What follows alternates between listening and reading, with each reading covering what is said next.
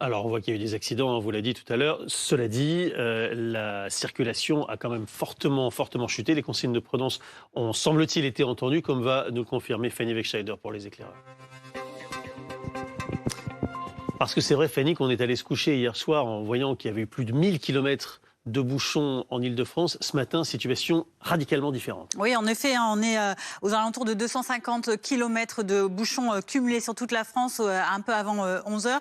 Le pic maximal ce matin a été atteint un peu avant 8 h 30 avec 910 km, donc déjà bien moins qu'hier. Mais vous le voyez, c'est surtout ici, sur la côte atlantique nord-ouest et dans le nord que ça se concentre, ces perturbations, avec surtout donc un niveau très difficile, ici vous le voyez, autour de La Rochelle, autour de Nantes. Alors on va le voir dans le détail puisque Vinci Autoroute a annoncé 2 coupures d'autoroute ce matin majeures.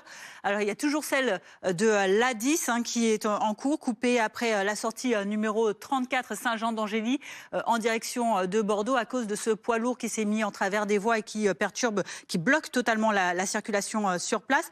Il y avait également, on va le voir, une coupure qui avait été annoncée sur l'A83. Eh bien elle a pris fin très récemment, c'était à 9 h 21 selon les dernières annonces de Vinci Autoroute. Fin de cette coupure, donc après la sortie numéro 8, Fontenay-le-Comte, la circulation est donc rétablie ici. En ce qui concerne en revanche donc ces autoroutes, il y a toujours une interdiction de circulation des poids lourds. Les transports scolaires par ailleurs sont interrompus par décrets préfectoraux dans plusieurs zones. C'est le cas notamment, alors là on est venu sur la SNCF, les transports scolaires, donc en tout cas ils sont interrompus, sachez-le, en Normandie, dans les Pays de la Loire et en Île-de-France. Les trains donc, sont donc perturbés en Nouvelle-Aquitaine et dans les Pays de la Loire, principalement sur ces axes, donc La Rochelle-Poitiers, La Rochelle-Bordeaux, Saint-Angoulême, Nantes-Pornic, La Roche-sur-Yon, La Rochelle. Il y a également des perturbations aériennes, vous venez de le dire, avec donc ces toutes dernières annonces. On avait annoncé un peu plus tôt que les vols avaient été annulés à Nantes. Maintenant, ce sont carrément 6 aéroports du nord et de l'ouest de la France qui sont définitivement fermés. Et même s'il n'y a pas de vols annulés dans les aéroports parisiens, il y a quelques petits retards, mais rien de conséquent.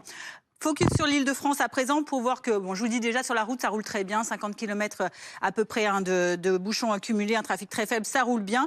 En revanche, c'est dans les transports en commun que ça peut être compliqué. Surtout sur le réseau de bus, dans la Grande Couronne. Ce matin, il n'y avait que 25% il n'y avait aucun bus qui circulait. Là, il y en a quelques-uns qui ont repris, notamment donc, du côté des réseaux de Meaux, Val d'Europe, Colomiers, Versailles. En Petite Couronne, il n'y avait que 25% de trafic ce matin. Maintenant, ce sont plus de 70 lignes qui sont en circulation. Ça va être rétabli petit à petit, plus largement en tout cas dans la fin de la matinée ou dans l'après-midi. En ce qui concerne le métro, le tramway, le câble 1, eh bien, ça fonctionne relativement normalement.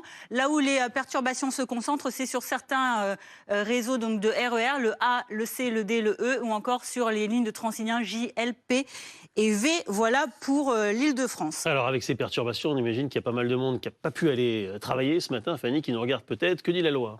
Eh bien, regardez ce que dit le Code du travail, plus précisément l'article 1222 alinéa 1. Il dit que si un salarié est contraint de rester chez lui à cause de la météo, il ne peut pas être sanctionné disciplinairement. Donc, il a le droit, à condition donc qu'il soit de bonne foi, ce salarié, et qu'il en informe son employeur dans les plus brefs délais. Ça veut dire que il faut que vraiment les conditions de circulation soient très difficiles, qu'il n'y ait pas d'alternative de transport en commun non plus. À ce moment-là, donc, il a le droit de s'absenter. En revanche, eh bien, ces heures non travaillées, en principe, ne sont pas rémunérées, sauf si, par exemple, il y a une convention collective ou un accord collectif qui a été mis en place par son entreprise, ou encore si son employeur l'autorise à aménager ses horaires, à faire du télétravail, à prendre des récupérations ou encore à poser des congés payés ou des RTT. Merci beaucoup, Fanny. On a vu tout à l'heure les paquets de neige tomber en Vendée, en Charente.